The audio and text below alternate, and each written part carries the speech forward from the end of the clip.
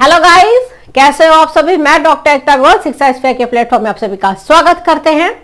हम लोग बात कर रहे हैं class 11th NCERT physics chapter number 1 units and measurement की। तो आज के सेशन में हम लोग बात करेंगे एक बहुत ही इंपॉर्टेंट टॉपिक की। टॉपिक है आपका इंटरनेशनल सिस्टम ऑफ यूनिट्स, यानी जो इंटरनेशनल सिस्टम ऑफ यूनिट्स जो ली जाती हैं वो क्या होती हैं। ठीक है, जैसा कि हम लोगों ने अपने एक पहले लेक्चर में बात किया था, जो आपका शॉर्ट इंट्रोडक्शन लेक्चर था, कि आखिरकार इस चैप्टर में हम लोग किस चीज पे बात करेंगे। तो इस चैप्टर में हम लोग यूनिट्स और उसके डायमेंशंस पे ही बात करेंगे, साथ में हम सिग्निफिकेंट फिगर्स को भी जानना सीखेंगे कि क्या होता है। तो आज हम लोग इस लेक्चर में बात करते हैं इंटरनेशनल सिस्टम ऑफ यूनिट्स की।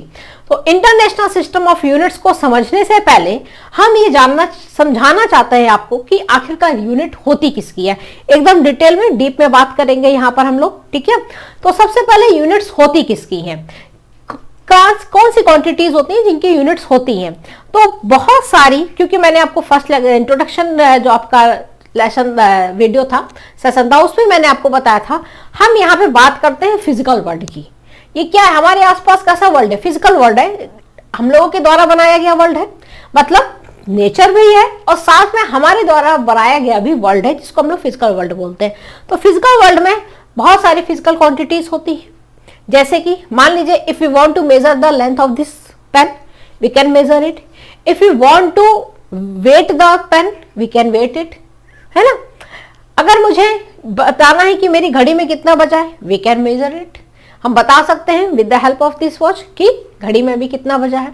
इसका मतलब है कि बहुत सारी फिजिकल क्वांटिटीज ऐसी होती हैं जिसको हम मेजर कर सकते हैं। तो सबसे पहले हम आपको फिजिकल क्वांटिटीज के बारे में ही बताना चाहेंगे। यहाँ पे तो हम लोग यूनिट पे तो बाद में आएंगे, सबसे पहले हम बात करते हैं फिजिकल क्वांटिटीज की, क्योंकि फिजिकल क्वांटिटीज की ही यूनिट होती है, ये बात आपको पता होनी चाहिए। यूनिट अगर है तो किसकी होगी, वो यूनिट होगी किसकी, किसी ना किसी फिजिकल क्वांटिटी की ही यूनिट होगी। तो सबसे पहले क्वेश्चन यही आता है कि व्हाट आर फिजिकल क्वांटिटीज। तो any quantity which can be measured by any physical instrument is called physical quantity. तो फिजिकल क्वांटिटीज क्या होती हैं अपनी, एनी क्वांटिटी, आप लिखते भी चलेंगे, नोट्स भी आपको बनाना है, विच can be measured, any quantity which can be measured by, any quantity which can be measured by physical instrument. Physical instrument से हम जिस भी क्वांटिटी को मेजर करते हैं या कर सकते हैं are called physical quantities. Any quantity which can be measured by any physical instrument is called physical quantity. अब आपके मन में सवाल आना चाहिए कि फिर कौन सी क्वांटिटीज होती है जिसको हम मेजर कर सकते हैं। जैसे कि अभी मैंने आपको बताया, मान लीजिए मेरे हाथ में ये पेन है, इस पेन की मुझे लेंथ मेजर करनी है, हम मेजर कर सकते हैं। इस पेन का मुझे अगर वेट मेजर करना है यानी मास मेजर करना है, हम वो भी कर सकते हैं, है ना। तो हम लेंथ को भी मेजर कर सकते हैं, हम मास को भी मेजर कर सकते हैं। अगर मैं आपसे ये कहूं कि मुझे टाइम मेजर करना है कि कितना बज रहा है इस समय, तो हम टाइम को भी मेजर कर सकते हैं। अगर मैं आपसे कहूं कि कोई वायर है, उस वायर में कितना करंट फ्लो कर रहा है, तो आप वो भी मेजर कर सकते हैं। अगर मैं आपसे कहूं कि इस समय क्योंकि लाइट जल रही है, तो लाइट आ रही है, लाइट जल रही है, इसका मतलब है कि क्या हो रहा है, वोल्टेज अप्लाई होगा। भाई कितना वोल्टेज आ रहा है, होता है ना, हम कहते हैं कि भाई आपके घर में इस समय कितना वोल्टेज आ रहा है। तो जैसे कि हम सभी को पता है, हमारे भारतवर्ष में 220 वोल्ट पे ही हमारे सारे इलेक्ट्रिकल अप्लायंसेस चलते हैं। तो हमारे यहाँ कितना वोल्टेज होता है, 220 वोल्ट होता है। लेकिन कभी कभी क्या होता है, अचानक से वोल्टेज अप एंड डाउन हो जाता है। तो वोल्टेज को मेजर करने के लिए भी कोई ना कोई इंस्ट्रूमेंट तो होता ही होगा जिससे वोल्टेज को मेजर किया जाता है। तो वोल्टेज को भी हम मेजर कर सकते हैं। तो ये सारी क्या है, बहुत सारी जितने भी अभी आप फिजिक्स में जितना भी जो कुछ जाने हो या जो कुछ आगे जानोगे, वो सारी क्या होगी, आपकी फिजिकल क्वांटिटीज होंगी। अगर आपको बुखार आ गया तो आप क्या करते हो, आप थर्मोमीटर लेते हो और थर्मोमीटर से क्या करते हो, अपने टेम्परेचर को मेजर कर लेते हो। यानी टेम्परेचर क्या हो गई, एक तरीके की फिजिकल क्वांटिटी हो गई, है ना। तो जैसे कि अगर मुझे लेंथ मेजर करना है तो हम क्या करेंगे, मीटर स्केल का इस्तेमाल कर लेंगे। मुझे मास मेजर करना है, हम वेइंग मशीन का इस्तेमाल कर लेंगे। मुझे टाइम मेजर करना है, हम वॉच ले लेंगे, हम क्लॉक ले लेंगे। मुझे करंट मेजर करना है, हम एमीटर ले लेंगे। मुझे वोल्टेज मेजर करना है, हम वोल्ट मीटर ले लेंगे। हमें टेम्परेचर मेजर करना है, हम थर्मामीटर ले लेंगे। है ना। तो ये सारे आपके फिजिकल इंस्ट्रूमेंट्स हो गए, ये सारी आपकी फिजिकल क्वांटिटीज हो गई विच can be measured by any physical instrument. I hope यहां तक की चीज आपको क्लियर हो गई होगी। अब नेक्स्ट आपके पास सवाल ये उठता है कि फिजिकल क्वांटिटीज क्या बस यही होती है? नहीं, जितनी भी फिजिकल वर्ल्ड में आप देखते हो, फिजिकल वर्ल्ड मतलब फिजिक्स की बात हो रही है, ठीक है। जितना भी फिजिकल वर्ल्ड में सारी क्वांटिटीज जो भी किसी इंस्ट्रूमेंट से मेजर की जा सकती है सब फिजिकल क्वांटिटीज होती है। फिर आपके मन में सवाल आना चाहिए, क्या हैप्पी, कोई पर्सन हैप्पी है तो क्या हम मेजर कर सकते हैं? How much he is happy, how much she is happy, is it measurable? क्या कोई पर्सन सैड है, क्या हम उसकी सैडनेस को मेजर कर सकते हैं? कोई पर्सन जैसे like you love your parents, can you express your love to your parents? Yes. Can you measure how much you love your parents, कितना प्यार करते हो अपने पेरेंट्स से, क्या इसको मेजर कर सकते हो? क्या कोई ऐसा इंस्ट्रूमेंट बना है जिससे हम लव को मेजर कर सके? नो। क्या कोई ऐसा इंस्ट्रूमेंट बना है जिससे हम हेट को मेजर कर सके? नो। सो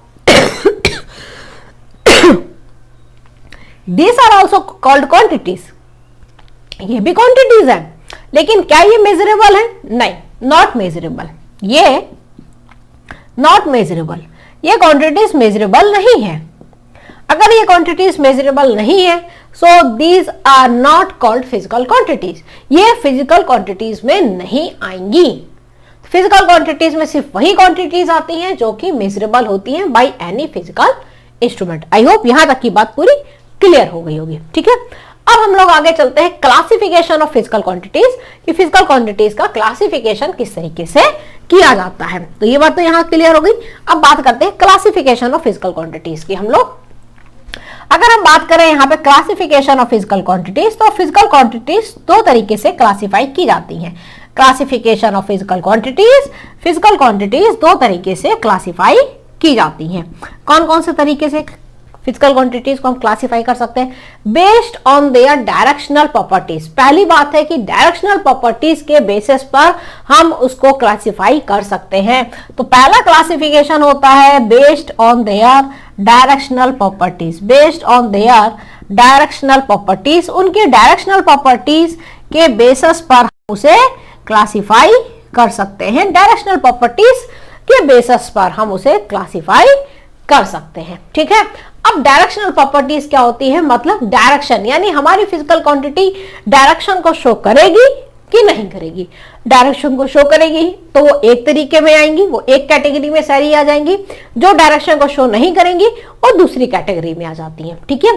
तो जो डायरेक्शन को शो करती हैं, अभी इसी के नीचे लिखते हैं, जो डायरेक्शन को शो करती हैं वो हो जाती हैं अपनी वेक्टर, और जो डायरेक्शन को शो नहीं करती हैं वो हो जाती हैं अपनी स्केलर।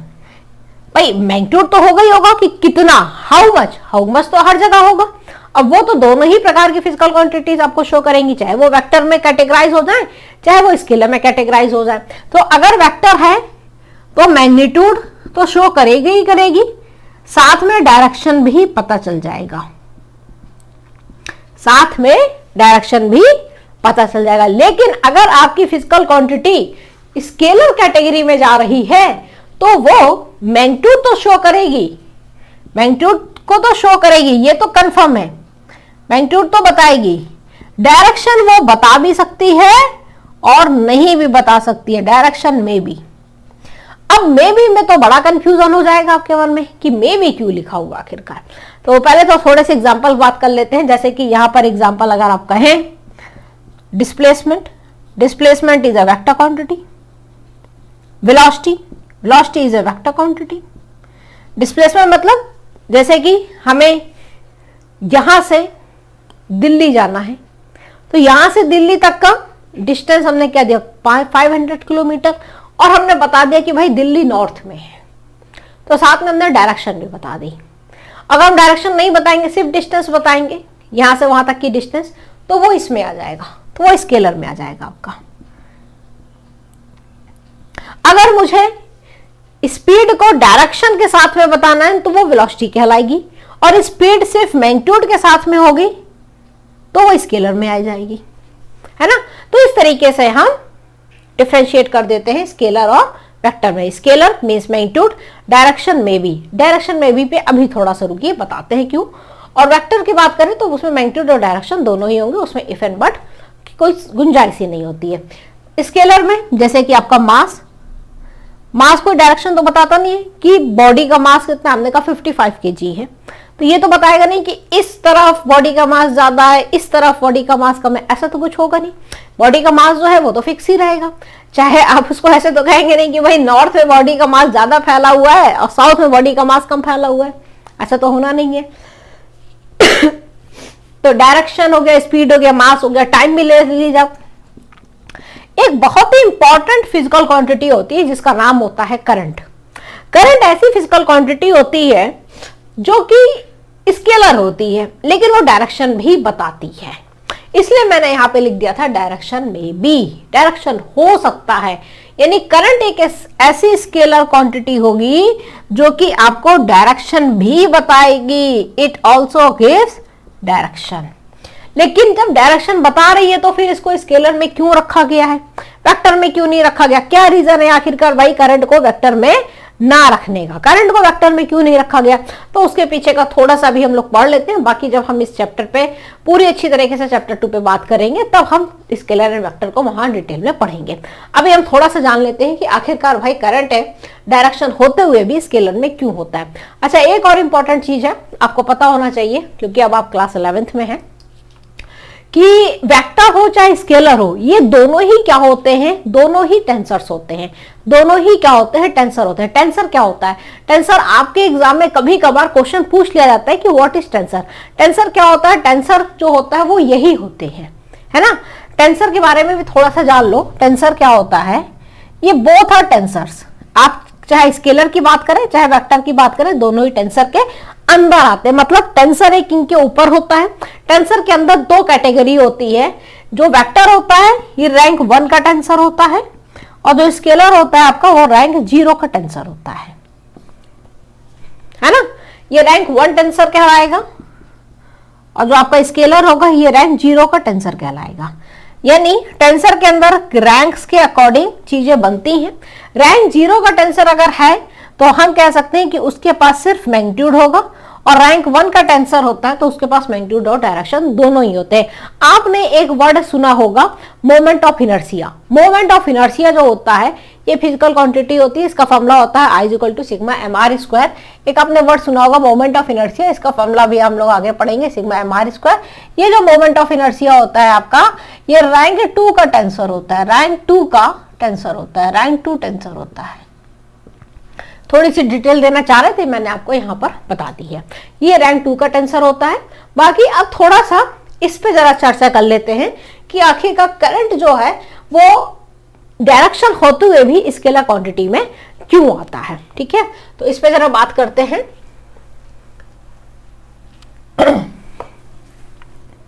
देखिए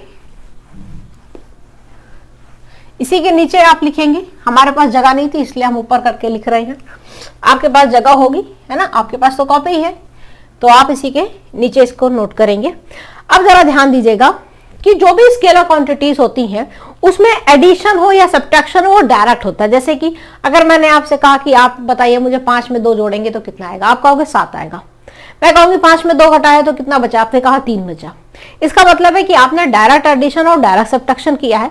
तो जितनी भी अपनी स्केलर क्वांटिटीज होती हैं, स्केलर फिजिकल क्वांटिटीज होती हैं, सारी की सारी स्केलर फिजिकल क्वांटिटीज में डायरेक्ट एडिशन या डायरेक्ट सब्ट्रैक्शन लगता है। यहां पर डायरेक्ट एडिशन होता है, मैं इसी के नीचे लिख रही हूं, ठीक है, मेरे पास जगह नहीं है इसलिए हम ऊपर लिख रहे हैं, आप इसी के नीचे लिखेंगे।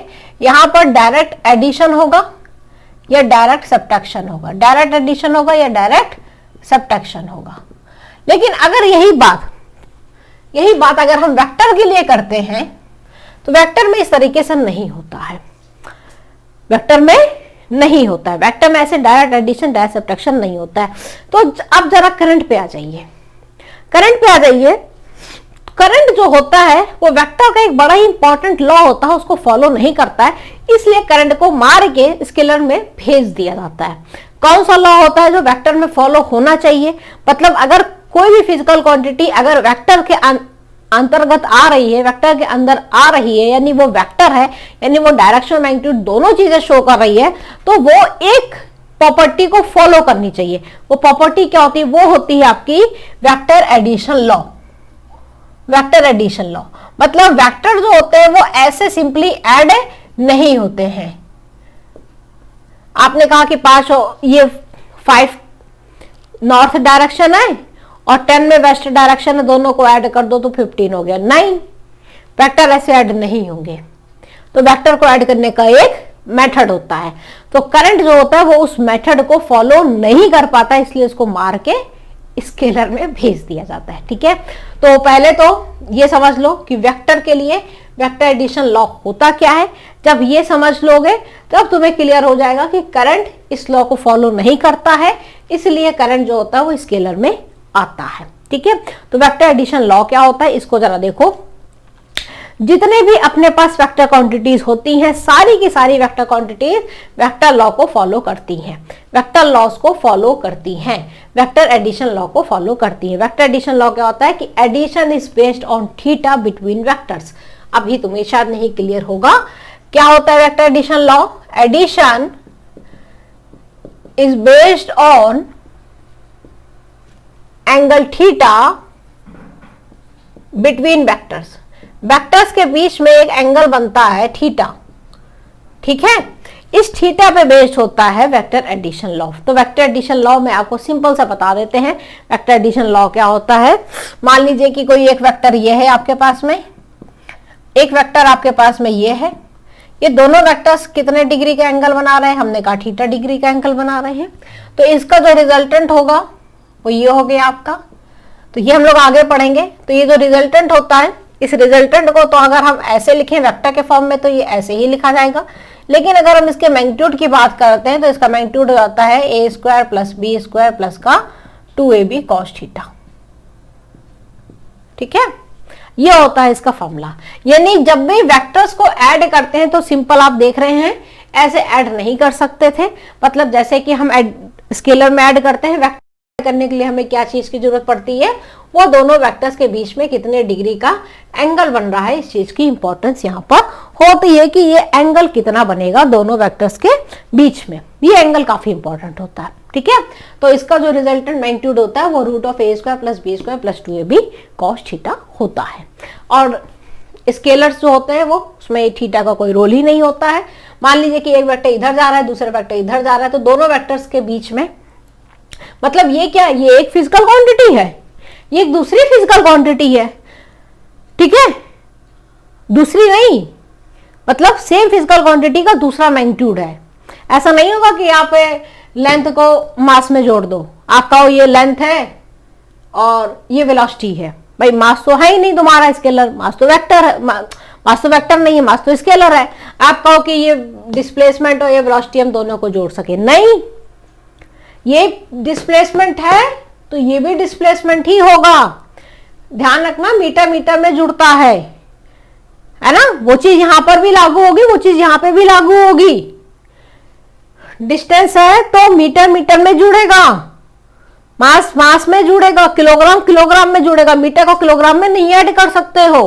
तो यहां पे भी ये, अगर ये भी लेंथ है, ये भी लेंथ है, ये भी डिस्प्लेसमेंट है, ये भी डिस्प्लेसमेंट है, तो दोनों को अगर जोड़ना है दोनों के बीच में एंगल कितना बन रहा है? थीटा बन रहा है। तो उनको इस प्रकार से जोड़ा जाएगा। Both are same physical quantities, तभी ऐड होंगी, वरना ऐड नहीं हो सकती हैं। ये बात एकदम गांठ बांध के रख लो। दोनों ही अगर सेम फिजिकल क्वांटिटीज होंगी तो ही ऐड होंगी, वरना ऐड नहीं होंगी। तो ही सब्ट्रैक्ट होंगी, वरना सब्ट्रैक्ट नहीं होंगी। एडिशन और सब्ट्रैक्शन में इंपॉर्टेंट चीज होता है सेम फिजिकल क्वांटिटीज ही ऐड हो सकती हैं, सेम फिजिकल क्वांटिटीज ही सब्ट्रैक्ट हो सकती हैं। डिवीजन मल्टीप्लिकेशन तो हो सकता है डिफरेंट फिजिकल क्वांटिटीज का, एडिशन सब्ट्रैक्शन नहीं हो सकता है। दो अलग अलग physical quantities can neither be added, can neither be subtracted. Clear बात? तो यहां पर अपने को ये चीज समझ में आ गई कि ये रिजल्टेंट होता है। अब मान लीजिए इस पे एक छोटा सा एक क्वेश्चन कर लेते हैं, तो ये चीज आपको अच्छे से क्लियर हो जाएगी।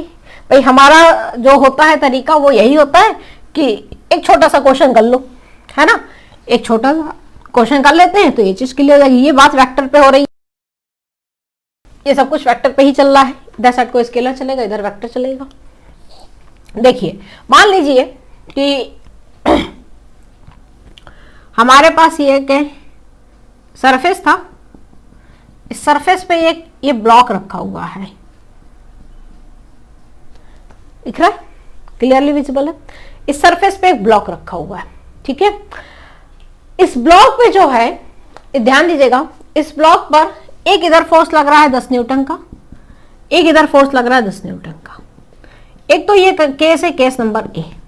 और दूसरा केस जो है वो कुछ इस तरीका का केस बन रहा है अपना कि ये ब्लॉक है, इस ब्लॉक पे इस तरफ ही दो फोर्स लग रहे हैं, 10 न्यूटन के 10 न्यूटन के। तो जो टोटल फोर्स लगेगा यहां पर और यहां पर, क्योंकि फोर्स कैसी क्वांटिटी है, वेक्टर क्वांटिटी है, तो उसके मैग्नीट्यूड में चेंज आएगा कि आप किस तरीके से फोर्स लगा रहे हैं। तो अगर टोटल फोर्स हम यहां देखें, टोटल फोर्स हम यहां देखें तो यहां पे कितना आएगा, पहले यहां देख लेते हैं, आसान है यहां पे देखना। ये भी फोर्स है, ये भी फोर्स है। मैंने अभी आपको क्या बताया कि सेम फिजिकल क्वांटिटीज ही ऐड होंगी। अब बताइए कि जब ये दोनों पैरेलल हैं तो इन दोनों के बीच में एंगल कितना बना, क्योंकि पैरेलल होने की वजह से जो थीटा हो जाएगा वो कितना हो जाएगा, 0 डिग्री। सेम डायरेक्शन है ना, सेम डायरेक्शन है तो थीटा की वैल्यू क्या हो जाएगी, 0 डिग्री। और cos 0 की वैल्यू हमें पता है कितनी होती है, 1 होती है। तो अगर हम इस फॉर्मूले पे वैल्यू रखें तो जो हमारा टोटल f होगा जो अपना, ध्यान दीजिएगा यहां पे जो टोटल f होगा, ये f अपना कितना बनेगा, रूट ऑफ 10 स्क्वायर प्लस का 10 स्क्वायर प्लस का 2 10 इंटू 10, यही बनेगा। होगा कि नहीं होगा, होगा ना, ठीक है। तो ये कितना हो जाएगा आपका 100 प्लस 100 प्लस का 200, ठीक है। तो कितना हो गया भाई, 200 प्लस 100 300 प्लस 400 हुआ। और 400 को हम क्या लिख सकते हैं भाई, 20 न्यूटन। तो यहाँ पे टोटल फोर्स जो आया अपना वो कितना आया, 20 न्यूटन आया। FT को लिख दे हम टोटल फोर्स, यहाँ पे टोटल फोर्स कितना आया अपना, 20 न्यूटन का आया। जरा ध्यान से देख लीजिए, इसको ध्यान से देख लीजिए, तो कुछ तिरछा लिख गया है, कोई दिक्कत नहीं है। तो टोटल फोर्स आया वो कितना आया अपना, 20 न्यूटन आया, ठीक है। जब दोनों फोर्स एक ही डायरेक्शन पे लग रहे थे, केस ए पे जरा आइए, एक फोर्स इधर लग रहा था, एक फोर्स इधर लग रहा था, यानी दोनों फोर्सेस के बीच में जो एंगल बन रहा था वो कितना बन रहा था, 180 का। यानी दोनों फोर्स क्या है, दूसरे के एंटी पैरेलल है, दोनों फोर्स एक दूसरे के एंटी पैरेलल है। एंटी पैरेलल होने की वजह से जो थीटा है वो 180 डिग्री हो गया, यानी अपोजिट डायरेक्शन में। ये दोनों क्या है आपस में, अपोजिट डायरेक्शन में है, अपोजिट डायरेक्शन में है। तो cos 180 की वैल्यू कितनी होती है, -1 होती है।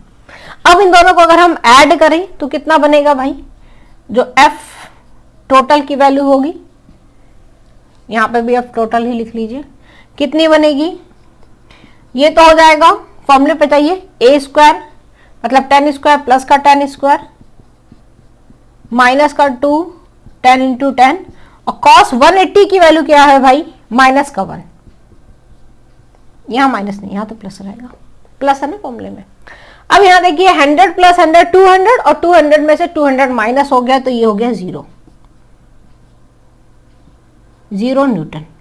यानी दोनों एक दूसरे पे कितना फोर्स लगा रहे हैं भाई, जो रिजल्टेंट फोर्स है वो कितना हो गया, 0 न्यूटन हो गया। यानी क्या ये ब्लॉक यहां से डिस्प्लेस होगा, नहीं होगा। क्यों नहीं होगा, क्योंकि जो 10 न्यूटन का फोर्स इधर लग रहा था, 10 न्यूटन का फोर्स इधर लग रहा था, दोनों फोर्स एक दूसरे को एंटी पैरेलल थे, तो दोनों कट के हो गए 0, ठीक है। तो यहां पर हो तो एडिशन ही रहा है, आप पढ़ रहे हैं ना वेक्टर एडिशन लॉ, तो दोनों ही केसेस में है तो एडिशन। आप यहां लिख सकते हैं बोथ केसेस में एडिशन ही हो रहा है, बोथ केसेस में एडिशन ही हो रहा है, दोनों केसेस में एडिशन हो रहा है, दोनों केसेस में एडिशन ही हो रहा है। बस इतना सा डिफरेंस है कि यहां पर जो एडिशन हो रहा है वो क्योंकि दोनों अपोजिट डायरेक्शन में थे, अपोजिट डायरेक्शन के होने की वजह से वो कट जा रहा है, कैंसिल हो जा रहा है। यहां पे दोनों सेम डायरेक्शन में थे तो वो ऐड हो जा रहे हैं। बात क्लियर हुआ। अपोजिट डायरेक्शन में होने की वजह से कैंसिल हो रहा है, सेम डायरेक्शन में थे तो ऐड हो गया है। क्लियर? तो वेक्टर एडिशन लॉ को जो भी फिजिकल क्वांटिटीज फॉलो करती हैं उसमें इस तरीके से एडिशन या एडिशन होते हैं। एडिशन के लिए हम लोग इस फॉर्मूले का इस्तेमाल करते हैं। फॉर्मूला क्या है आपका? Root of A square plus B square plus 2ab cos theta. This is the magnitude. ये क्या है? मैग्नीट्यूड का फॉर्मूला है। मैग्नीट्यूड का फॉर्मूला मतलब how much, quantity, gives the quantity. Clear बात? अब देखिए जरा करंट पे बात आ जाए, करंट पे आ जाए। यहीं पे तो आके फंसे थे और फिर यहां पर आ गए। तो करंट की तरह बात करते हैं हम लोग। जो अपना होता है ये डायरेक्ट एडिशन या सब्ट्रैक्शन को फॉलो करता है। क्यों करता है? मान लीजिए कि कोई एक वायर है, उसमें करंट फ्लो कर रहा है इस डायरेक्शन में, कोई दूसरी वायर है उसमें करंट फ्लो कर रहा है इस डायरेक्शन में। यहाँ पे करंट है 5 एम्पियर का, यहाँ पे करंट है 10 एम्पियर का। ये है आपका जंक्शन पॉइंट। ये क्या है? आपका जंक्शन पॉइंट है। ठीक है, ये आपका जंक्शन पॉइंट है। अब यहां पर देखिए, जरा ध्यान दीजिएगा, यहां पर इन दोनों के बीच में कुछ एंगल बन रहा है, लेकिन जंक्शन पॉइंट से निकलने के बाद ये जो आपका करंट आएगा ना, ये 10 + 5 = 15 हो जाएगा, सीधे की सीधे। यानी जो करंट होता है वो इस थीटा पे डिपेंड नहीं करेगा। यानी अब आई कितना हो जाएगा? जो यहां पे आ रहा है तो जो गया वो कितना हो जाएगा? सीधे के सीधे 15 एम्पियर हो गया। मान लीजिए कि ये ऐसे ना हो के ऐसे आ रहा था, ये इसमें केस ए ले लें और इसमें केस बी। मान लीजिए कि एक करंट ऐसे आ रही थी और इसको आप इस तरीके से कीजिए, एक ऐसे आ रही थी ऊपर से, एक नीचे से आ रही थी, एक ऐसे आ रही थी, एक ऐसे आ रही थी, जंक्शन पे आके मिल गए तो इधर की ओर चले गए। जो ऊपर से आ रही थी वो 5 एम्पियर थी, नीचे से जो आ रही थी वो 10 एम्पियर थी। इन दोनों के बीच में एंगल कितना है? 180 डिग्री है ना, एंगल 180 डिग्री है। यहाँ पे एंगल कुछ था थीटा। अभी भी जो रिजल्टेंट होगा वो 15 एम्पियर ही रहेगा। यानी जो करंट होती है वो इस वाले लॉ को फॉलो ही नहीं कर रही है, उसमें इस थीटा का कोई इफेक्ट ही नहीं आ रहा है। करंट को ऐड करने में थीटा का कोई भी इफेक्ट नहीं आ रहा है। कोई भी इफेक्ट नहीं आने की वजह से ही करंट जो होती है वो डायरेक्शन को तो बता रही है कि ये करंट इधर आ रही है, करंट इधर आ रही है, इधर को जा रही है, लेकिन क्योंकि थीटा का कोई रोल ही नहीं आ रहा है, वेक्टर एडिशन लॉ को फॉलो नहीं कर रही है, इसलिए करंट अपनी स्केलर क्वांटिटी कहलाती है। ठीक है, ये है क्या पता है? ये क्या है? ये किरचॉफ्स का जंक्शन लॉ होता है। आप यहां लिख सकते हो, ये किरचॉफ्स का जंक्शन लॉ होता है। यहां लिख लीजिए, ये क्या है? किरचॉफ्स का जंक्शन लॉ है,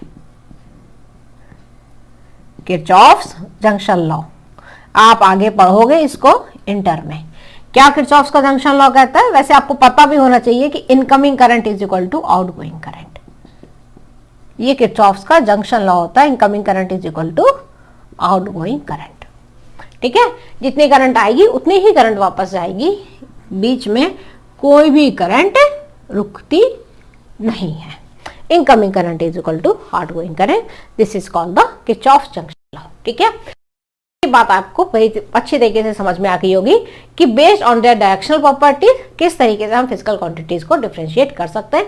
या वो वेक्टर में जाएगी या वो स्केलर में जाएगी। वेक्टर में जाएगी तो उसके पास मैग्नीट्यूड और डायरेक्शन दोनों होंगे, स्केलर में जाएगी तो सिर्फ मैग्नीट्यूड होगा, डायरेक्शन हो भी सकता है, लेकिन डायरेक्शन होने के बावजूद भी वो वेक्टर एडिशन लॉ को फॉलो नहीं करेगी, इसलिए वो स्केलर में होती है। ठीक है, अब हम लोग नेक्स्ट इस पे बात कर लेते हैं। नेक्स्ट बात करते हैं कि दूसरा जो कैटेगरी होती है इसी फिजिकल क्वांटिटीज की, वो क्या होती है। चलिए बात करते हैं हम लोग कि ये तो हम लोगों ने पहले पढ़ लिया कि डिपेंडेंसी ऑन देयर डायरेक्शनलिटी। दूसरा है डिपेंड ऑन देयर डिपेंडेंसी। अब dependency, depend on their dependency. अब इस पे जरा समझिए, यही सबसे ज्यादा इंपॉर्टेंट है, डिपेंडेंसी। डिपेंडेंसी पे किस तरीके से होती है, ठीक है, आप समझिए इस चीज को। दो तरीके से सारी फिजिकल क्वांटिटीज को डिफरेंशिएट किया गया, दो भागों में, दो पार्ट्स में। कौन कौन से दो पार्ट्स हुए? एक हुआ फंडामेंटल फिजिकल क्वांटिटीज, और दूसरा हुआ आपका फंडामेंटल पीक्यू लिख दे हम इस पे, ठीक है, आप समझ जाएंगे। PQ मतलब फिजिकल क्वांटिटीज। दूसरी होगी आपकी डिराइव्ड फिजिकल क्वांटिटीज। अब सवाल ये उठता है कि कौन फंडामेंटल होगा, कौन डिराइव्ड होगा। तो बहुत पहले का जमाना था जब फिजिक्स डेवलप हो रही थी, बहुत सारी फिजिकल क्वांटिटीज निकल के आ रही थी। उस टाइम पे साइंटिस्टों ने सोचा अपने मन में कि इतनी सारी फिजिकल क्वांटिटीज हैं, अब इतनी सारी फिजिकल क्वांटिटीज की इतनी सारी यूनिट्स याद कैसे रहेंगी, कैसे याद रखेंगे हम। तो ये कहा गया कि भाई सारी फिजिकल क्वांटिटीज को दो पार्ट्स में बांट दिया जाए। कौन कौन से दो पार्ट्स? एक हो गई फंडामेंटल, दूसरी हो गई डिराइव्ड। तो फंडामेंटल का मतलब हो गया कि जिसको ऐसी फिजिकल क्वांटिटीज जिसको डिराइव किया ना जा सके, इसको डिराइव ना किया जा सके, ऐसी फिजिकल क्वांटिटीज को रखा गया फंडामेंटल में। और ऐसी फिजिकल क्वांटिटीज जो कि फंडामेंटल फिजिकल क्वांटिटीज की हेल्प से डिराइव की जा सकती थी, उनको रख दिया गया डिराइव्ड फिजिकल क्वांटिटीज में। ठीक है, क्लियर बात हुई कि फंडामेंटल फिजिकल क्वांटिटीज का मतलब क्या है? Which quantities can not be represented in terms of other physical quantities. देखिए, ध्यान से देखिएगा, फंडामेंटल फिजिकल क्वांटिटीज क्या? The quantities which cannot be represented in other physical quantities. The quantities which cannot be represented in other physical quantities, अब हम उसको लिख ही नहीं सकते थे किसी दूसरी फिजिकल क्वांटिटी के फॉर्म में। ठीक है, ऐसी फिजिकल क्वांटिटीज आ गई आपकी फंडामेंटल में। तो फिर डिराइव्ड में क्या हो गई? लाइन खींच गई। तो डिराइव्ड में क्या हो गई? टेढ़ी हो गई लाइन है, सीधी लाइन खींचो भाई, खींची। अच्छा, हम इधर खड़े तो उस तरफ भाग रही है लाइन, उधर खड़े होंगे तो इधर भागेगी, वो हमें उस पर दिख रहा है स्क्रीन पे। चलिए ठीक है, तो डिराइव्ड फिजिकल क्वांटिटीज क्या हुई? Which can be express in terms of physical quantities. यहां पे क्या लिखना है अपने को? Which can be written with the help of fundamental physical quantities. The quantities which can be represented या विच कैन बी, लिख लीजिए, which can be represented in terms of other physical quantities या in terms of fundamental physical quantities। Fundamental की form में तो आप सिर्फ उसे लिख सकते हैं। ठीक है, which can be represented in terms of fundamental physical quantities। तो फंडामेंटल फिजिकल क्वांटिटीज के फॉर्म में जिनको लिखा जा सकता था उनको डिराइव्ड में रखा गया, और जिनको किसी और अदर फिजिकल क्वांटिटीज के फॉर्म में नहीं लिखा जा सकता था उनको फंडामेंटल में रखा गया। तो फंडामेंटल में आपके पास जो क्वांटिटीज आई थी वो टोटल कितनी थी? वो टोटल 7 थी। ये टोटल कितनी थी? टोटल 7 थी। टोटल 7 फिजिकल क्वांटिटीज ही फंडामेंटल में आई थी आपकी। पहली थी आपकी लेंथ, दूसरी थी आपकी मास, तीसरी थी आपकी लेंथ मास टाइम, चौथी थी आपकी करंट, 5th नंबर पे आप कह सकते हैं टेम्परेचर, 6 पे आप कह सकते हैं अमाउंट ऑफ सब्सटेंस, जो कि केमिस्ट्री में सबसे ज्यादा यूज होता है, जिसका यूनिट मोल होता है, और 7th नंबर पे आप कह सकते हैं ल्यूमिनस इंटेंसिटी।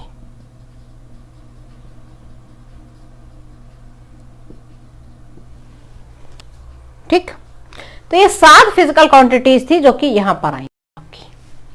क्लियर बात? इसके बाद तो फिर डिराइव्ड क्या हुई? इनके अलावा छोड़ दो, सारी डिराइव्ड हो गई आपकी।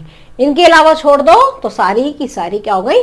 डिराइव्ड फिजिकल क्वांटिटीज हो गई। जैसे कि अगर मुझे एरिया लिखना हो, अगर मुझे मान लीजिए एरिया लिखना हो, तो हम एरिया को क्या लिख सकते हैं? लेंथ इंटू ब्रेथ लिख सकते हैं।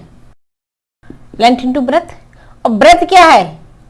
ब्रेथ क्या है? ये भी तो एक प्रकार की लंबाई ही है ना, ये भी तो लंबाई है।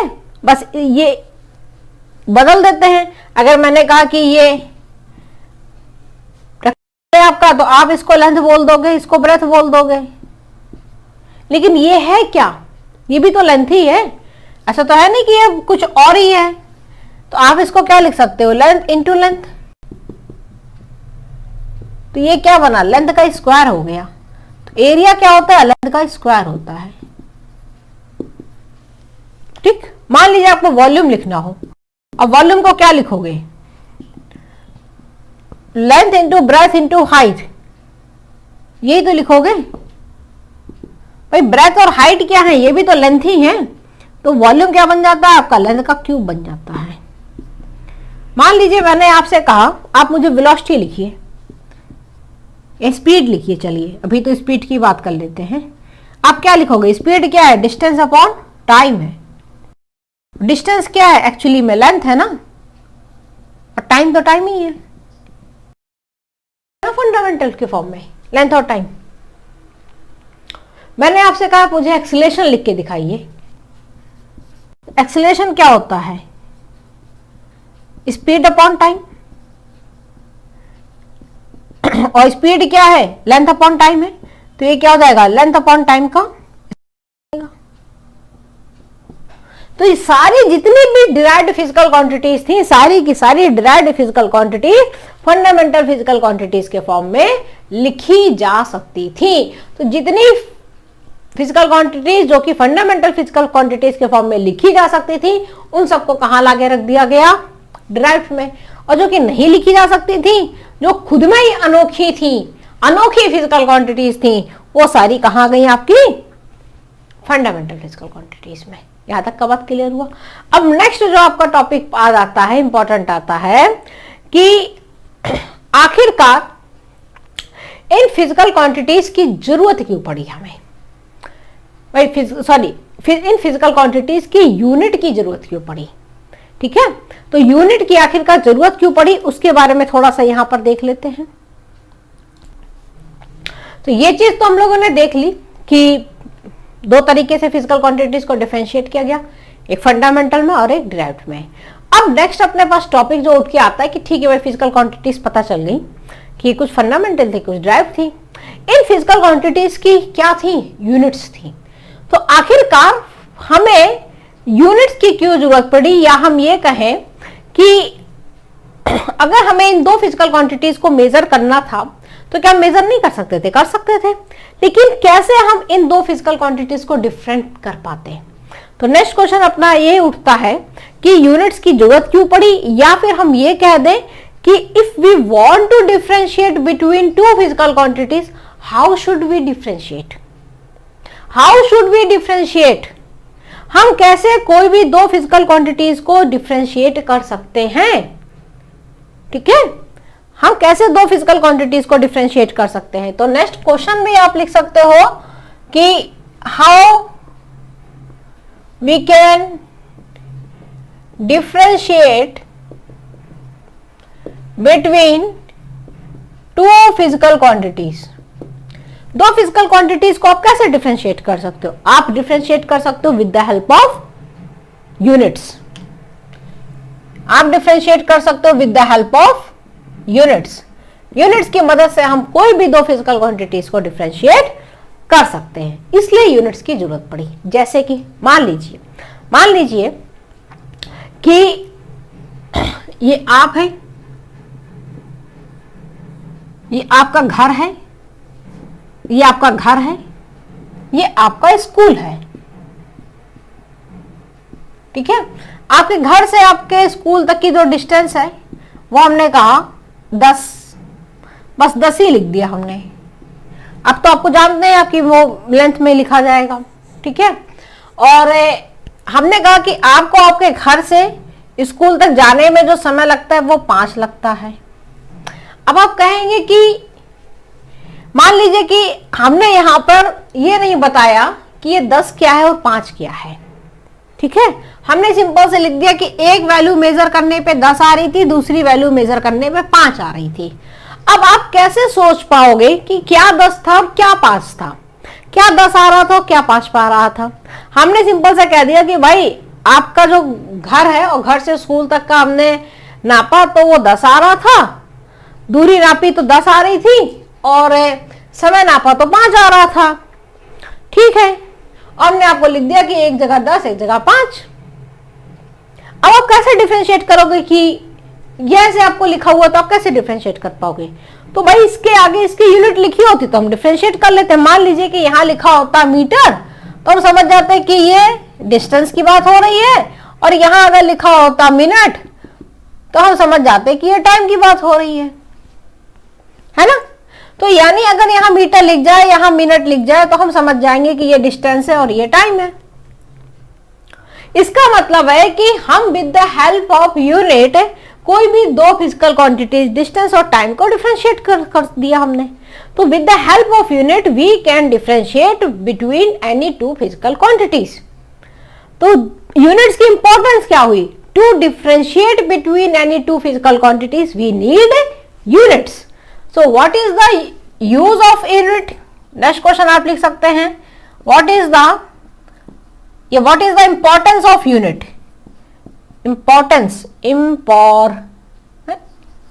What is the importance of unit? Unit की इंपॉर्टेंस क्या हुई? यूनिट की इंपॉर्टेंस क्या हुई? To differentiate between any two physical quantities. दो फिजिकल क्वांटिटीज के बीच में अगर हमें डिफरेंशिएट करना है तो हम क्या करेंगे? यूनिट लिख देंगे उसके आगे, तो हम डिफरेंशिएट कर ले जाते हैं। मान लीजिए कि कोई एक्सपेरिमेंट किया गया, एक्सपेरिमेंट करते टाइम पर कुछ फिजिकल क्वांटिटीज को मेजर किया गया। ध्यान से सुनिएगा, मान लीजिए एक एक्सपेरिमेंट किया गया और एक्सपेरिमेंट करते टाइम पे कुछ फिजिकल क्वांटिटीज को मेजर किया गया सम फिजिकल क्वांटिटीज। जो फिजिकल क्वांटिटीज आपकी मेजर हुई वो क्या थी? वो ये थी 20, 20, 20, 20।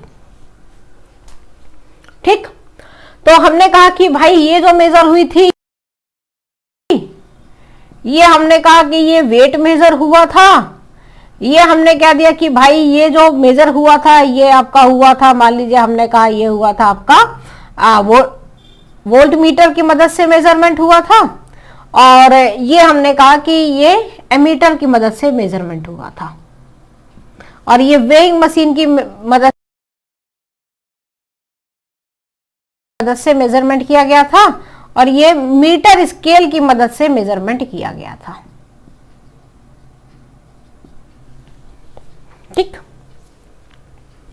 ठीक है, क्लियर हुआ? ठीक, अब आप कैसे डिफरेंशिएट करोगे? हमने कहा कि जो मीटर स्केल से मेजरमेंट किया गया था वो लेंथ थी, चलिए हमने ये भी बता दिया। जो वेइंग मशीन से जो मेजर किया गया था वो मास था, जो वोल्ट मीटर से मेजर किया गया था वो करंट था, और वोल्ट मीटर से जो मेजर किया गया था वो वोल्टेज था, और जो एमीटर से मेजर किया गया था वो करंट था। बस इतना ही बता दिया, 20 20 20 लिख दिया। अब मान लीजिए हम इसको छुपा लें, हम आपको ना दिखाएं लेंथ, मास, वोल्टेज, करंट, और ये छुपा ले metre scale, weighing machine, volt meter, meter, तो अब बताकर ये अगर मान लीजिए हम ये सारी चीजों को छुपा ले जाते हैं, इसको सब छुपा देते हैं हम, तो आप क्या बता पाओगे कि 20 20 20 लिखा हुआ है कि इसमें कौन क्या है? मान लीजिए कि अब चलिए हमने 20 20 तो हटाया, हम अलग अलग सारी वैल्यूज लिख देते हैं। यहाँ 20 आ रहा था, यहाँ 19 आ रहा था, यहाँ 18 आ रहा था, यहाँ 17 आ रहा था, और हम ये सारी की सारी वैल्यूज को छुपा ले जाते हैं। तो क्या आप इसको डिफरेंशिएट कर पाओगे कि ये क्या है? नहीं, जब तक इसके आगे इसकी यूनिट नहीं लिखी होगी। अब हम यहाँ पर यूनिट लिख देते हैं मीटर, यहाँ लिख देते हैं किलोग्राम, यहाँ लिख देते हैं वोल्टेज, यहाँ लिख देते हैं एम्पियर। अब हम चाहे इस पूरे को छुपा क्यों ना ले जाएं, आप बता देंगे कि ये क्या लिखा हुआ है। अब बता ले जाओगे कि भाई ये लेंथ लिखी हुई है, ये मास है, ये वोल्टेज है, ये करंट है ना? सिर्फ किससे बता लिया? इसकी यूनिट की मदद से। हमने इसकी यूनिट्स की मदद से हमने पता कर लिया कि ये क्या चीजें हैं, भले ये चीज इतना सा लिखा हो या छुपा लिया जाए। हाइड कर दिया इसको। ठीक है, अब समझ में आई यूनिट्स की इंपॉर्टेंस क्या हुई। आखिरकार यूनिट लिखी रहेगी तो आप किसी भी फिजिकल क्वांटिटीज के बीच में डिफरेंशिएट कर पाएंगे। ठीक है, तो यूनिट क्या होती है, दो फिजिकल क्वांटिटीज के बीच में हम डिफरेंशिएट कर सकते हैं, साथ में हम उनके रिलेटिव वैल्यू को भी समझ सकते हैं, साथ में हम उनके रिलेटिव वैल्यू को भी समझ सकते हैं, रिलेटिव वैल्यू भी समझ सकते हैं। तो एक तो डिफरेंशिएट करना सीखा, दूसरा क्या इंपॉर्टेंस हो गई दूसरी इंपॉर्टेंस हो गई रिलेटिव वैल्यू को भी समझ सकते हैं, रिलेटिव वैल्यू को भी समझ सकते हैं। जैसे कि मान लीजिए लखनऊ से दिल्ली जाने का जो डिस्टेंस है वो है 500 किलोमीटर। ठीक है, और मेरे घर से मेरे ऑफिस जाने का जो डिस्टेंस है वो है 10 किलोमीटर, मान लीजिए 100 मीटर। तो इसका मतलब है भाई लखनऊ से दिल्ली दूर है, किलोमीटर बड़ी यूनिट है, लार्जर यूनिट है, यानी ये डिस्टेंस बड़ी है। और 100 मीटर वाली डिस्टेंस क्या है, मीटर छोटी यूनिट है, यानी 100 मीटर वाली डिस्टेंस क्या है, छोटी है। मान लीजिए कि हम यहाँ पे 100 की जगह हमने यहाँ पे 700 लिख दिया। अब आपको दिख रहा है कि ये 500 ये 700 ये बड़ा होना चाहिए, नहीं, 500 किलोमीटर है, बहुत बड़ी यूनिट है, लार्जर यूनिट है। मीटर छोटी यूनिट है, यानी यही छोटी होगी, यानी ये वैल्यू क्या होगी, छोटी होगी, ये वैल्यू बड़ी होगी। तो रिलेटिव वैल्यू को भी समझने के लिए हमें यूनिट्स की जरूरत पड़ती है। आई होप यहां तक तुम्हें यूनिट्स की जरूरत समझ में आ गई होगी। इसके बाद जो इंपॉर्टेंट एक चीज आती है कि इसकी प्रॉपर्टीज क्या क्या होती हैं, यूनिट्स की प्रॉपर्टीज क्या क्या होती हैं, वो जरा देख लीजिए। What are the properties of units, units की क्या क्या प्रॉपर्टी होती हैं, ये आप लोगों को लिखने के लिए आ सकता है कि what are the properties of units. Units की प्रॉपर्टी जरा देखिए। सबसे पहली प्रॉपर्टी क्या हो जाएगी भाई, पहली प्रॉपर्टी क्या हो जाएगी यूनिट के लिए। अगर मुझे यूनिट की प्रॉपर्टी लिखनी है तो हम क्या लिख सकते हैं, यूनिट की प्रॉपर्टी में क्या लिख सकते हैं, हम ये लिख सकते हैं कि जो यूनिट की प्रॉपर्टी वो एक्सेप्टेबल होनी चाहिए। यहां पर अगर हम लिखें basic properties of unit, basic properties of unit, पहली प्रॉपर्टी क्या होनी चाहिए कि एक्सेप्टेबल होनी चाहिए। यानी ऐसा ना हो कि हम लेंथ को कुछ और मेजर कर रहे हैं, हम कह रहे हैं कि भाई यहां से यहां तक की दूरी लेंथ है, आप कह रहे हो नहीं हमारे घर से लेके हमारे स्कूल तक की दूरी को वन लेंथ बोला जाएगा। एक मिनट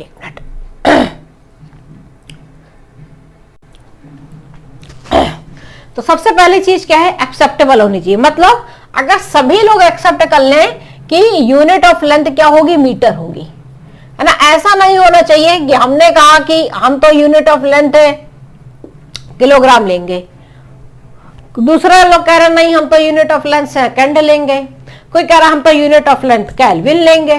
तो सबके तो फिर अलग अलग हो जाएगी लेंथ की ही यूनिट। तो सभी के द्वारा एक ही यूनिट एक्सेप्टेबल होनी चाहिए हर फिजिकल क्वांटिटी की। तो वो पहली प्रॉपर्टी हो गई, unit of length is metre, acceptable units होनी चाहिए। ठीक है, दूसरा क्या है, डिस्टिंग्विशेबल होना चाहिए। दूसरा क्या है, डिस्टिंग्विशेबल होना चाहिए,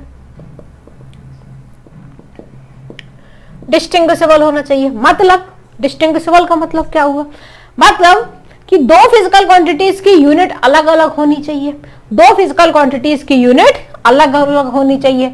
unit of mass is different from time. अगर मास की यूनिट किलोग्राम है तो टाइम की यूनिट सेकंड होनी चाहिए, अलग अलग होनी चाहिए। मतलब जितनी फिजिकल क्वांटिटीज हैं हर फिजिकल क्वांटिटीज की यूनिट क्या होनी चाहिए, अलग होनी चाहिए। ठीक है, इसके बाद थर्ड प्रॉपर्टी क्या हो सकती है, थर्ड प्रॉपर्टी हो सकती है स्टैंडर्ड। स्टैंडर्ड का मतलब क्या है कि अगर हम कहें कि 1 मीटर इतना बड़ा होता है तो पूरे वर्ल्ड में एक्सेप्टेबल होना चाहिए कि 1 मीटर इतना ही बड़ा होगा।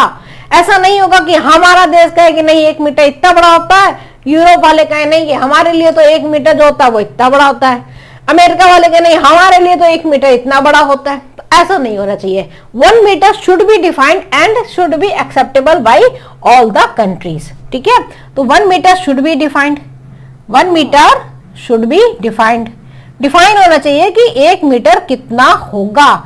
ऐसा नहीं कि सब लोग अपना अपना 1-1 मीटर लेके बैठ जाए, कोई कहे 1 मीटर इतना बड़ा, कोई कहे इतना बड़ा, कोई कहे इतना बड़ा, कोई कहे बहुत बड़ा।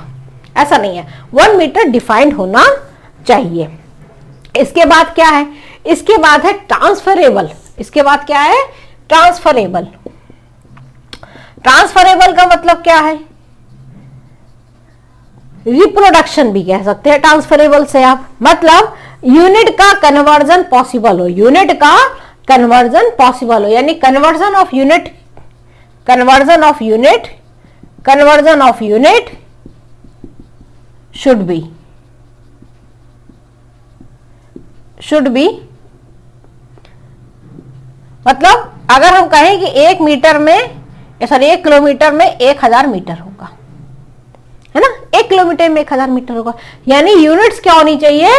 कन्वर्ट भी होनी चाहिए, ट्रांसफरेबल भी होनी चाहिए। मतलब हम बात कर रहे हैं किलोमीटर में, कोई बात कर रहा है मीटर में, तो पता होना चाहिए कि किलोमीटर में कितने मीटर होते हैं, ग्राम में कितने किलोग्राम होते हैं, मिलीग्राम में कितने किलोग्राम होते हैं, मिलीग्राम में कितने ग्राम होते हैं। ये सारी चीजें क्या होनी चाहिए? वेल डिफाइंड होनी चाहिए, पता होनी चाहिए। ये ट्रांसफरेबल कहलाता है आपका। तो इसके बाद का जो टॉपिक है उसको हम लोग बात करेंगे नेक्स्ट वाले लेक्चर पे, ठीक है। वहां पे हम बात करेंगे सिस्टम ऑफ यूनिट्स की, एफपीएस, एमकेएस, एसआई, इस पे सारी बात करेंगे, सीजीएस, और आगे का कंटिन्यू करेंगे अब आपके नेक्स्ट लेक्चर पर। इस लेक्चर को यहीं पर खत्म करते हैं, नेक्स्ट लेक्चर पे बात करेंगे सिस्टम ऑफ यूनिट से, ठीक है। तब तक आप इस लेक्चर को अच्छे से पढ़ते रहें और अपनी बुक्स को भी फॉलो करते रहिएगा, ठीक है। धन्यवाद very much, thank you all of you, जितने लोग भी सुन रहे हैं इस लेक्चर को। सिक्स स्फीयर आप सभी का स्वागत करता है हमेशा।